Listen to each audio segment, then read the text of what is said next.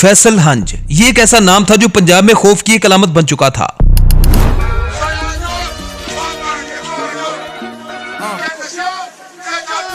एक ऐसा इंसान जिसका न सिर्फ ड्रग्स का बिजनेस था बल्कि वो कानून नाफिज करने वाले इदारों के लिए भी दर्द सर बना हुआ था। कैसे सिर्फ एक इंसान को काबू करने के लिए पंजाब पुलिस 17 घंटों तक इसके साथ लड़ती रही। क्या वो इतना ताकतवर था जिसने पुलिस को इतना बेबस कर दिया? असल में फैसल हंज कौन था जो पूरी स्टेट के सामने अकेला खड़ा हो गया और अपनी बहादुरी के किस्से न सिर्फ पाकिस्तान बल्कि पूरी दुनिया में छोड़ गया? पंजाब पुलिस को मजबूर कर देने वाला एक आम सा इंसान जिसे मारने के लिए हुकूमत को 17 घंटे लगे। हेलीकॉप्टर्स का इस्तेमाल किया गया, जदीद वेपन्स और मशीनरी इस्तेमाल हुई। आखिरकार फैसल के साथ भी वही हुआ जो हर एक गैंगस्टर का अंजाम होता है। यह है वो फैसल हंज की असल कहानी जो आपको हिला के रख देगी।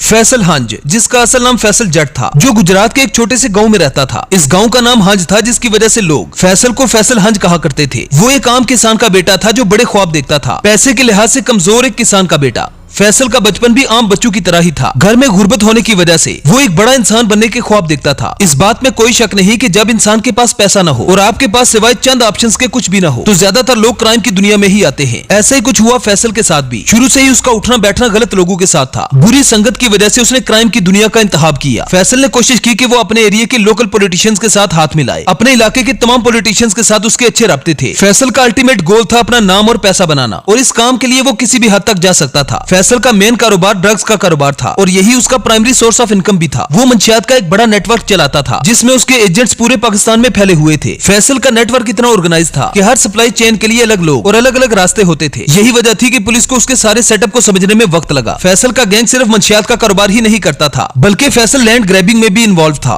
वो लोगों को डरा धमकाकर उनकी जमीनों पर कब्जा करता था। जो लोग भी इनके खिलाफ खड़े होते उनके घरों पर जाकर उनकी फैमिली को डराया जाता। फैसल हंज का तीसरा कारोबार इलीगल वेपन्स था। फैसल के पास एडवांस और ऑटोमेटिक वेपन थे जो वो अपने गैंग को सप्लाई करता था। ये वेपन्स पुलिस को डराने के लिए थे ताकि पुलिस को कंट्रोल में रखा जा सके और पुलिस भी इनके गैंग से डरती थी क्योंकि पुलिस जानती थी कि इनका मुकाबला करना मुश्किल है। आपको बता दें कि फैसल एक सीधा साधा इंसान नहीं था। वो एक शार्प दिमाग का मालिक था, मतलब एक मास्टरमाइंड था। वो हर मामले को बड़ी खामोशी से हैंडल करना जानता था। इसके एरिया के लोग इसका नाम लेने से भी डरते थे। सब लोग उसके कारोबार को जानते थे लेकिन कोई भी उसके खिलाफ गवाही देने को तैयार नहीं था क्योंकि लोग ये बात जानते थे कि अगर हम फैसल के खिलाफ गए तो फैसल उनको मार डालेगा। फैसल का खौफ लोगों के दिलों में घर कर चुका था। गवाही देना तो दूर की बात, लोग फैसल का नाम भी नहीं लेते थे। पुलिस के पास भी केस करने के लिए इसके खिलाफ सबूत नहीं थे। फैसल का नेटवर्क इतना मजबूत और बड़ा हो गया था कि पैसे के लिहाज से भी अब फैसल का मुकाबला करना मुश्किल था। फैसल छोटे छोटे क्रिमिनल ग्रुप्स को चलाता था जो डायरेक्टली या इनडायरेक्टली उसके लिए पैसा कमा रहे थे। लेकिन क्रिमिनल कितना ही चालाक क्यों ना हो, एक ना एक दिन उसे मुंह के बल गिरना ही पड़ता है। फैसल का डाउनफॉल उस वक्त शुरू हुआ जब वो पुलिस के खिलाफ खड़ा हो गया। पहले तो पुलिस फैसल से अपना हिस्सा लेती रही और फैसल भी उनको रिश्वत देता रहा। जब तक फैसल और पुलिस के दरमियान बनी रही तब तक सब कुछ अच्छा चलता रहा। लेकिन जैसे ही फैसल ने रिश्वत देने से हाथ रोका तो पुलिस भी फैसल के खिलाफ खड़ी हो गई। पुलिस ने फैसल पर एक इल्जाम लगाया कि उसने एक पुलिस ऑफिसर का कोल्ड ब्लडेड मर्डर किया है। ये हादसा एक रेड के दौरान हुआ था। पुलिस ने रेड करते हुए फैसल और उसके साथियों पर हमला किया और फैसल ने भी जवाबी कार्रवाई करते हुए पुलिस पर फायर किए जिसमें एक कांस्टेबल जख्मी होकर हॉस्पिटल पहुंच गया। फैसल पुलिस पर हमला करके वहां से भाग गया। अगले दिन फैसल अपने गांव वालों को इकट्ठा करता है और लोगों के दरमियान खड़ा होकर कसम उठाता है कि उसने पुलिस वाले को नहीं मारा। पुलिस कांस्टेबल अपने ही साथियों की वजह से जख्मी हुआ। मेरा उसके कत्ल में कोई हाथ नहीं है। गांव वालों का भी यही कहना था कि वो मंशियात फरोश जरूर है लेकिन किसी का कातिल नहीं हो सकता। यही वो वक्त था जब पूरी पंजाब पुलिस फैसल के खिलाफ खड़ी हो गई थी। पंजाब पुलिस ने फैसल की एक भी नहीं सुनी और एक ग्रैंड ऑपरेशन करने का फैसला किया। पुलिस कांस्टेबल की मौत ने फैसल के नाम को हर जगह पर हाईलाइट कर दिया और यही वो मोमेंट था जहां से उसका डाउनफॉल शुरू हुआ।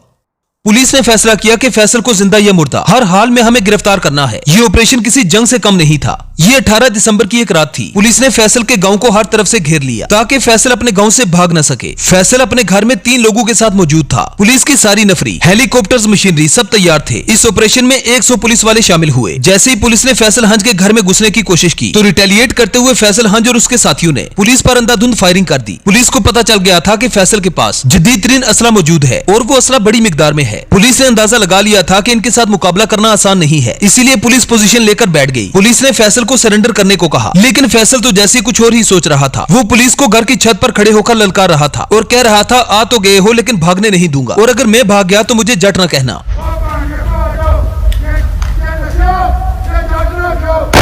फैसल हंज और उसका गैंग पुलिस पर इतना हावी हो गया कि वो पुलिस को भागने पर मजबूर कर रहा था। पुलिस ने भी जोश के बजाय होश से काम लेने का फैसला किया और अपनी स्ट्रेटजी को भी तब्दील किया। फैसल हंज पर हमला करने के लिए 2 हेलीकॉप्टर्स को मंगवाया गया। 17 घंटों तक कंटिन्यूसली दोनों तरफ से शदीद फायरिंग हुई। पुलिस इंतजार में थी कि फैसल का असला कब खत्म होगा, और फिर जैसे ही फैसल के पास असला खत्म हुआ, पुलिस ने घर के अंदर ग्रेनेड फेंककर फैसल और उसके 3 साथियों को मार दिया और यहाँ पर फैसल का ये पूरा शो खत्म हुआ। फाइनली स्टेट इस ऑपरेशन में जीत गई। फैसल एक खतरनाक गैंगस्टर था, लेकिन उसकी बहादुरी में कोई शक नहीं था। जाते जाते उसने अपनी बहादुरी को साबित किया, लेकिन फैसल को लगता था कि वो कभी पकड़ा नहीं जाएगा। उसके पास हथियार है, उसके पास पैसा है, उसके पास ताकत है। क्राइम जितना भी बड़ा क्यों ना हो, आखिरकार इसका नतीजा तबाही होता है। फैसल ने खुद अपनी जिंदगी के डिसीजंस गलत लिए, उसके सारे गलत फैसले उसकी मौत की वजह बने। ये सिर्फ एक फैसल हंज की कहानी नहीं है, ये हर उस इंसान की कहानी है जो पैसा कमाने के लिए क्राइम का रास्ता चुनते हैं। आपको बता दें कि फैसल हंज के मरने के बाद सिद्धू मूसेवाला के गाने में भी फैसल हंज के बोल इस्तेमाल किए गए।